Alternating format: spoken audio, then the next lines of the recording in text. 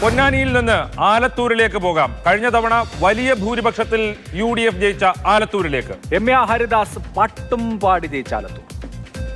ഇത്തവണ പാട്ട് പാടുന്നത് രമ്യ ഹരിദാസും ജയിക്കുന്നത് രാധേട്ടനുമാണോ എന്നുള്ളതാണ് അറിയാനുള്ളത്. നോക്കൂ, ഈ തവണ കെ രാധാകൃഷ്ണൻ എന്ന സീനിയർ കേന്ദ്ര കമ്മിറ്റി അംഗത്തെ CPM ഇറക്കിയിരിക്കുകയാണ്. പിണറായി മന്ത്രിസഭയിൽ പിണറായി വിജയൻ കഴിഞ്ഞാൽ ഏറ്റവും സീനിയർ ആയിട്ടുള്ള അംഗം CPM അംഗം കെ രാധാകൃഷ്ണനാണ്. ആ രാധാകൃഷ്ണനെ തന്നെ ഒരു പാർലമെന്റ് മണ്ഡലം പിടിക്കാൻ വേണ്ടി CPM നിയോഗിച്ചിരിക്കുന്നു എന്ന് പറഞ്ഞാൽ എന്താണ് അതിന്റെ അർത്ഥം?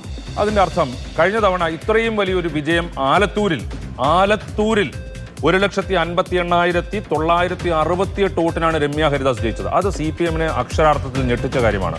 ഇനി നിയമസഭയിലേക്ക് വന്നാൽ നിയമസഭയിൽ 2,02,430 വോട്ടിന്റെ മുൻതൂക്കമാണ് ഇടതുപക്ഷത്തിനുള്ളത്. പക്ഷേ ആ മുൻതൂക്കത്തിൽ പോലും ഇടതുപക്ഷം അങ്ങനെ അങ്ങോട്ട് വിശ്വസിക്കുന്നില്ല എന്ന് തോന്നുന്നു. അതുകൊണ്ടാകണം കെ രാധാകൃഷ്ണൻ ഇറക്കി. കഴിഞ്ഞ തവണത്തെ പേടിയുടെ കൂടിയാണ്. കാരണം ഏത് കൊടുങ്കാറ്റടിച്ചാലും എന്ത് ഭൂകമ്പം വന്നാലും ഞങ്ങളുടെ ഈ കോട്ട കുലുങ്ങില്ല എന്നാണ് കഴിഞ്ഞ ഇലക്ഷന്റെ റിസൾട്ട് വരുന്നത് വരെ CPM-കാർ വിചാരിച്ചത്. പക്ഷേ രമ്യ ഹരിദാസ് എന്ന പുതുമുഖം 1.5 ലക്ഷത്തിൽ പരം വോട്ടുകൾക്ക് അവിടെ CPM-ന്റെ അരിവാൾ ചുറ്റുകയിൽ മത്സരിച്ച സ്ഥാനാർത്ഥിയെ പരാജയപ്പെടുത്തുക എന്ന് പറഞ്ഞാൽ വലിയ അത്ഭുതമായിരുന്നു. ആ അത്ഭുതം സാധിച്ച ആളാണ് രമ്യ. ഈ തവണ ഒരു തരത്തിലും തോൽക്കരുത് എന്നുള്ളൊരു വാശി CPM-നെ സംബന്ധിച്ചുണ്ട്. അതുകൊണ്ടാണ് അവർ കെ രാധാകൃഷ്ണൻ രംഗത്തിറക്കിയിരിക്കുന്നത്. സ്വന്തം സിറ്റിംഗ് സീറ്റ് സംരക്ഷിക്കാൻ രമ്യ ഹരിദാസ് പോരാടുന്നു. അങ്ങനെയാണെങ്കിൽ എന്താണ് ഈ P-Mark മാതൃഭൂമി ന്യൂസ് അഭിപ്രായ സർവേ പറയുന്നത് എന്നൊന്ന് നോക്കിയാലോ?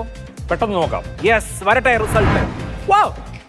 കെ രാധാകൃഷ്ണൻ 43 എന്ന് പറയുമ്പോൾ ഒരൊറ്റ ശതമാനത്തിന്റെ മാത്രം മേൽക്കൈയുള്ളൂ. 2 ലക്ഷം വോട്ടിന്റെ നിയമസഭാ കണക്കെടുത്താൽ 2 ലക്ഷം വോട്ടിന്റെ മേൽക്കൈയുള്ളിടത്ത് വെറും 1% മേൽക്കൈയെ കെ രാധാകൃഷ്ണനുള്ളൂ. പോരാ.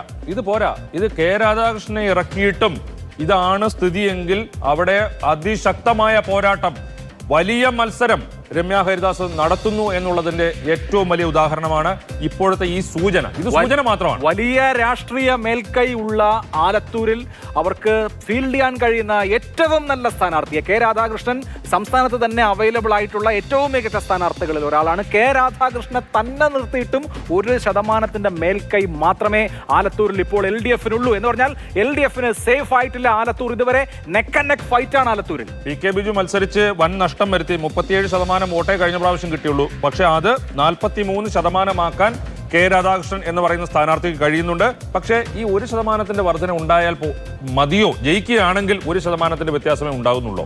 അല്ല, ജയിക്കുകയാണെങ്കിൽ ഇനി ഉണ്ടല്ലോ 10-15 ദിവസം. ഇതിൽ കാണേണ്ടത് കഴിഞ്ഞ തവണ 52.4%, അതായത് CPM-ന്റെ തട്ടകത്തിൽ 52.4% വോട്ട് രമ്യ ഹരിദാസ് സമാഹരിച്ചിരുന്നു. അതിലൊരു 10% കുറവ് ഈ സർവേ കാണിക്കുന്നുണ്ട്. രമ്യ ഹരിദാസിന്റെ വോട്ട് ഷെയർ 42-ലേക്ക് വീഴാം.